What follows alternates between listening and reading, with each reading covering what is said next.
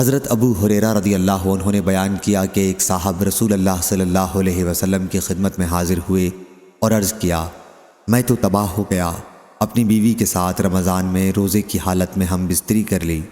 حضرت صلی اللہ علیہ وسلم نے فرمایا کہ پھر ایک غلام آزاد کر۔ انہوں نے عرض کیا، میرے پاس کوئی غلام نہیں۔ حضرت صلی اللہ علیہ وسلم نے فرمایا کہ پھر 2 مہینے کے روزے رکھ۔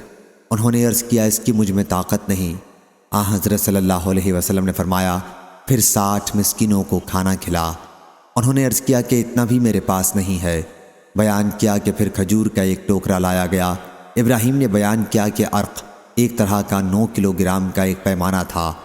حضرت صلی اللہ علیہ وسلم نے فرمایا، پوچھنے والا کہاں ہے؟ لو اسے صدقہ کر دینا۔ انہوں نے عرض کی، مجھ سے جو زیادہ محتاج ہو اسے دوں؟